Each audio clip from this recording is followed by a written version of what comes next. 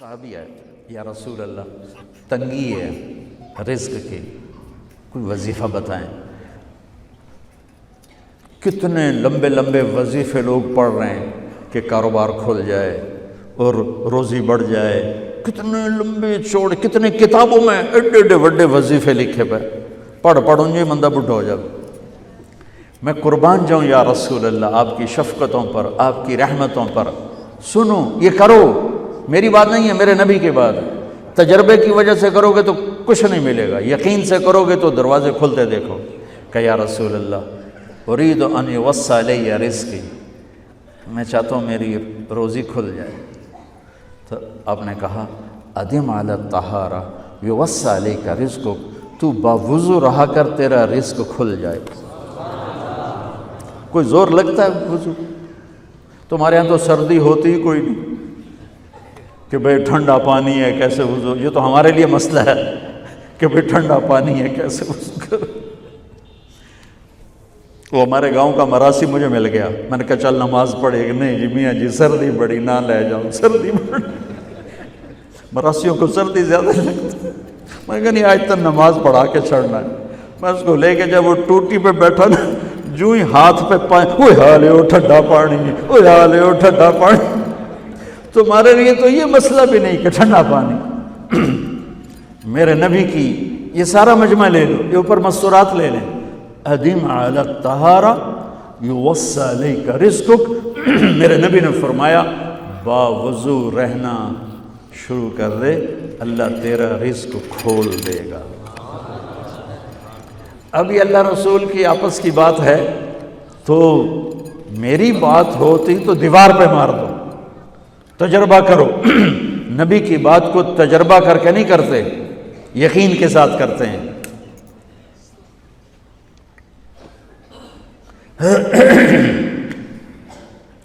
ادم علی الطہارہ یوسع علیک رزقک، باوضو رہا کر۔ اچھا باوضو رہنے کے اور فائدے، اللہ پیار کرتا ہے، شیطان ڈرتا ہے، اور وضو ہوگا تو نماز آپ ہی پڑھی جائے گی، چلو یار وضو ہے 4 فرض ہی پڑھ لو گی۔ ایک دفعہ شیطان آیا ہمارے نبی سے ملنے، تو آپ نے اس سے پوچھا تیرے دشمن کتنے؟ کہنے لگا 15۔ آپ نے فرمایا کون کون ہے؟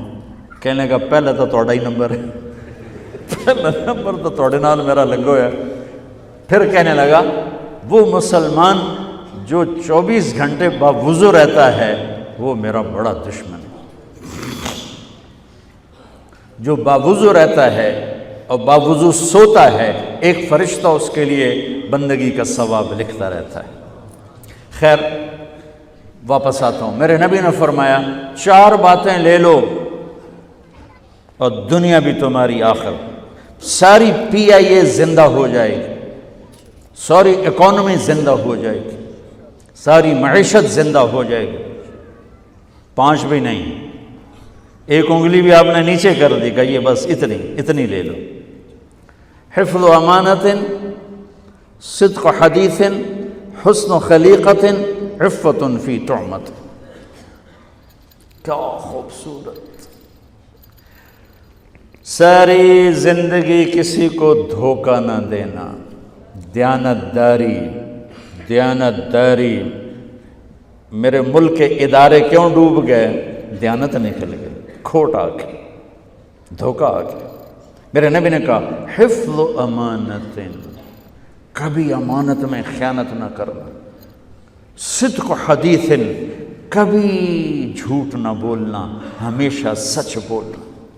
میرے نبی نے فرمایا میرا امتی ہر گناہ کر سکتا ہے، 2 نہیں کر سکتا، ایک جھوٹ کبھی نہیں بولے گا، ایک دھوکہ کبھی نہیں دے گا۔ میرے نبی کی 2 صفتیں ہائی لائٹ ہوئیں، صادق اور بولو کیا ہیں؟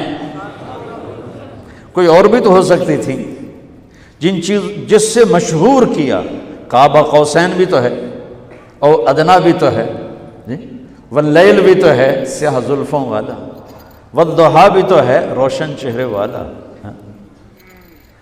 کس سے مشہور کیا؟ صادق امین۔ اگر آپ مجھ سے سوال کرو، میں ممبر رسول پہ بیٹھا ہوں کہ مولانا صاحب سارے دین کو 2 لفظوں میں بتاؤ، ساری شریعت کو، تو میرے پاس دو لفظ ہیں، سچائی اور امانت داری۔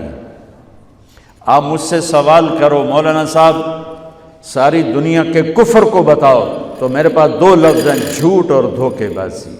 جھوٹ اور خیانت، پوری دنیا کا کفر ان کے اندر چھپا ہوا ہے۔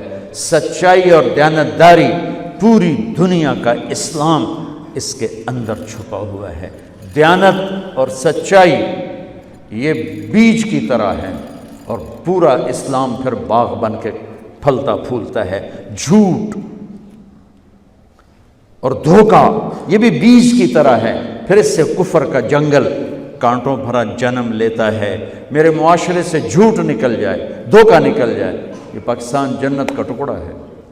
اور یہ حکومت کے بس کا نہیں ہے کہ وہ سب کو سچ بلوائے، یہ مجھے کرنا ہے، یہ مجھے کرنا ہے، میں نے اور آپ نے اس کو شروع کرنا ہے۔ حضرت جریر بن عبداللہ یہ یمن کے شہزادے تھے، آخری حج پہ مسلمان ہوئے۔ اپنے نوکر سے فرمایا گھوڑا خرید کے لا، میں پیسے یہاں پیمنٹ کروں گا۔ وہ منڈی میں گیا، 300 روپے کا گھوڑا لے کر آیا۔ جب انہوں نے گھوڑوں کو دیکھا تو وہ قیمتی تھا، مالک کو پتہ نہیں تھا، اور یہ گھوڑوں کی نسل کے پہچاننے والے اس سے کہنے لگے تیرے گھوڑے کے 400 کر دوں؟ کر دو۔ بڑا حیران ہو کے دیکھنے لگا، بھائی کی آپ تو مجھے چیز خریدنی ہے تو میں گھٹاتا ہوں، اور اجمل نے بیچنی ہے تو یہ اس کی قیمت بڑھاتا ہے، اور یہاں خریدار کہہ رہا ہے 400 کر دوں۔ وہ کہنے لگے کر دو، کہ 500 کر دوں؟